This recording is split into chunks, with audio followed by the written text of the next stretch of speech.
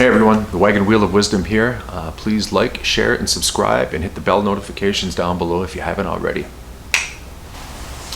Good morning, folks, and welcome back to the Wagon Wheel of Wisdom. Behind me, as usual, the beautiful wagon wheel, and hopefully a little wisdom up here. I am Kevin, your host, and I hope all of you had a great weekend. Today is a day that, well, here in America, we remember quite well. I'm sure the world does in some capacity too, but it is September 11th today, and 22 years ago we had an incredible event happen that really not only shook the foundations of the buildings that were impacted, but also the foundation of our country at large. And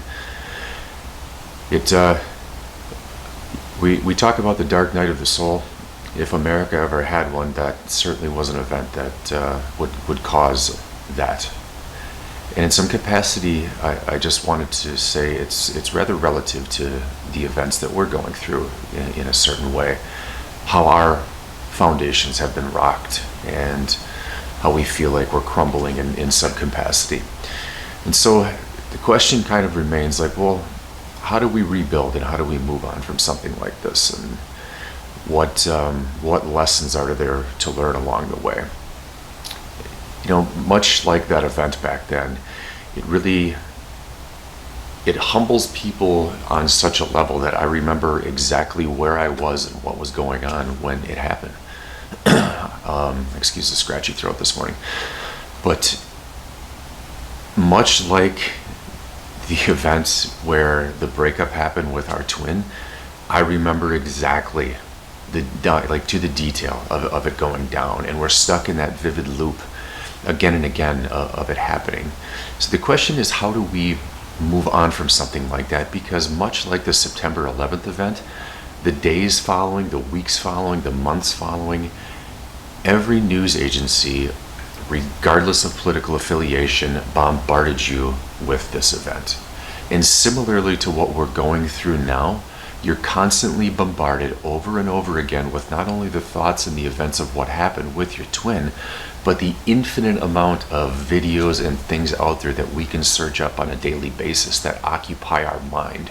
When in fact, and this is something it took me a while to learn, we are looking externally for answers to these things when we should be turning internally for the answers for these things. I'm of the firm belief now, because of the amount of information that we have available at our fingertips, at our computers, that we're doing ourselves a disservice by engaging in those sort of things. And again, this is something I'm very guilty of. The answers aren't necessarily in YouTube videos. Well, Kevin, you're making YouTube videos. Yeah, I am. And I want to explain the difference between my approach and the approach of others that I've seen. I'm taking this in a real-time, real-life scenario and explaining to you as I go how I've changed my opinions on things and how I'm growing with things. A lot of the videos that I'm watching out there, the very people will sit there and look at you in the eye on the camera and tell you to not watch readings or tarot readings, while they're also providing tarot readings and other readings.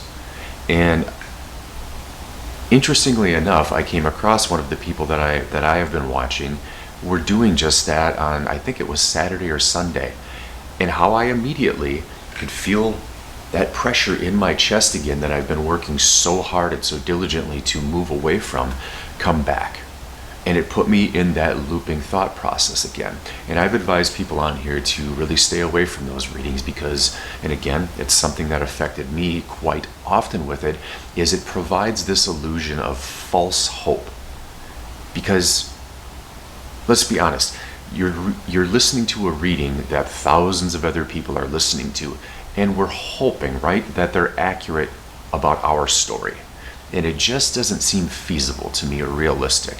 And in fact, I look at it a little bit as self-torture to believe something that isn't true. Because to me, they're kind of selling you on something to keep bringing you back. My advice and the things I'm talking about, truthfully, I don't want to have you watch my videos anymore, because I want you to get in a position where you've not only brought yourself into yourself, but it is in a magnetic way brought your twin flame back to you. So you guys can live happily ever after and become the power couple you're supposed to.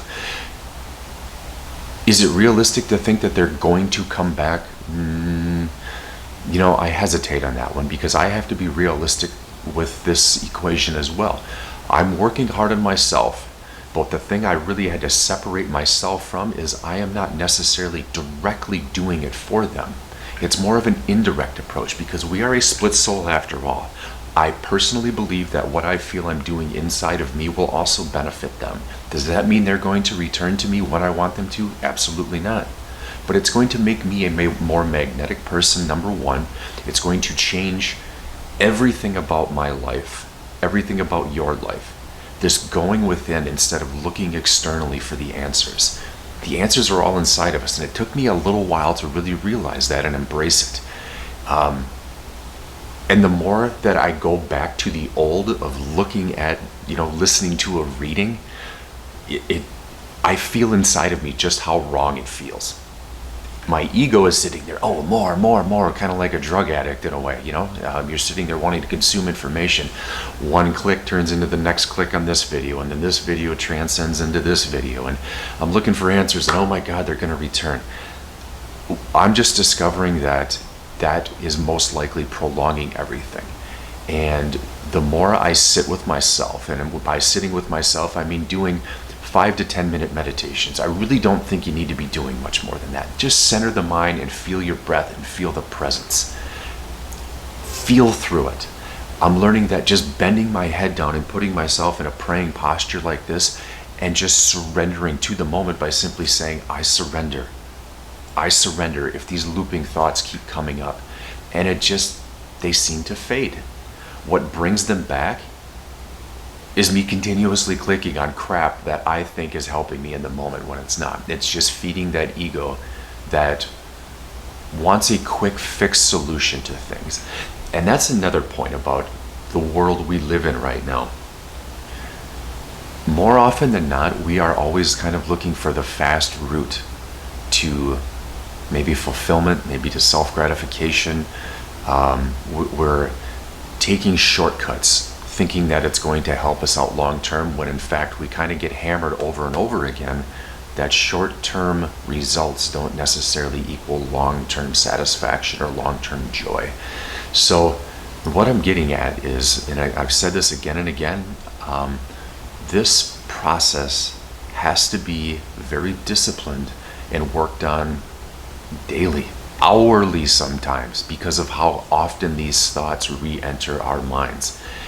A couple of videos ago and over this weekend, I did a fasting food deprivation, meaning I didn't eat. I went for 48 hours.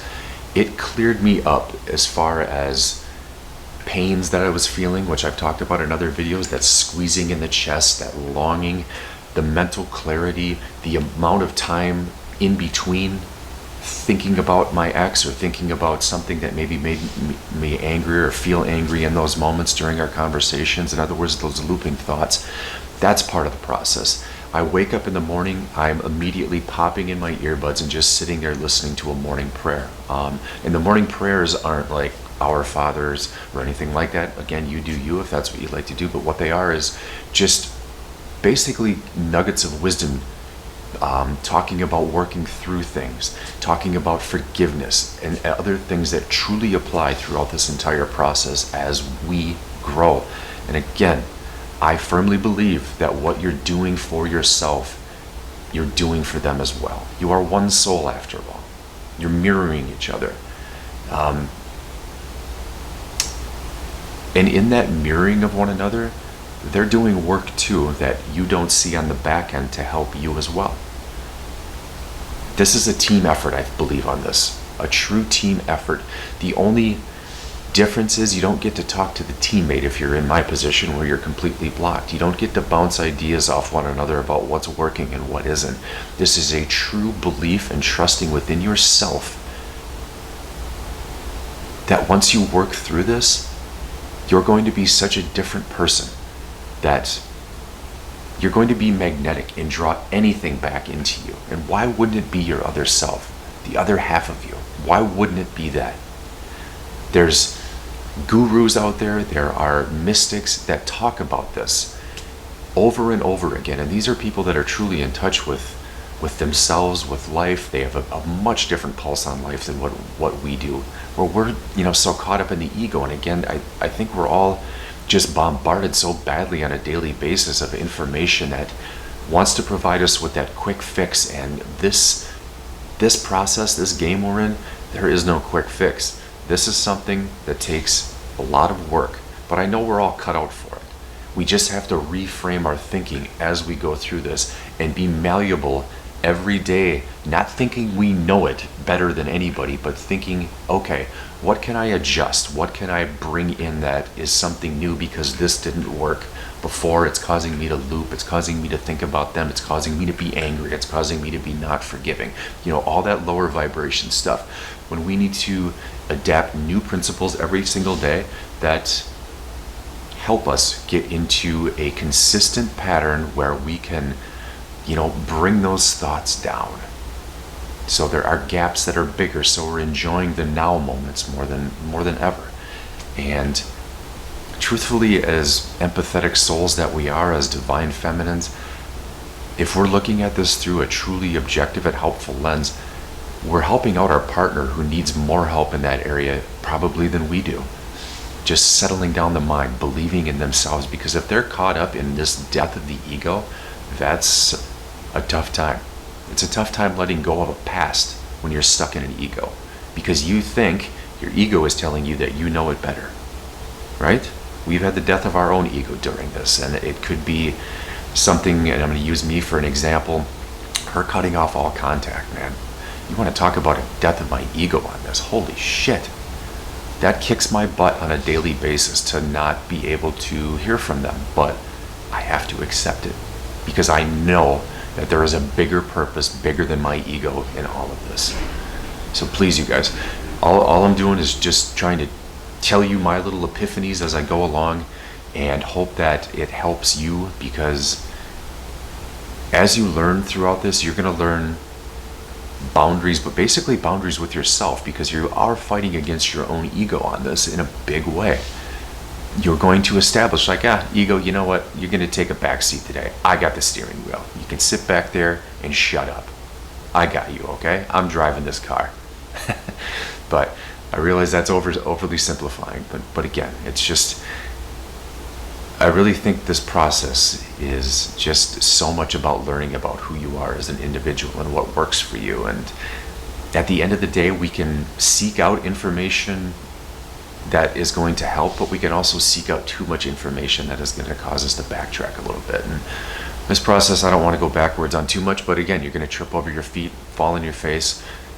But the question you ask, am I just going to lay here, or am I going to get up and face the day and really push forward? So that's today's thought. Again, Kevin with the Wagon Wheel of Wisdom here. Love you guys.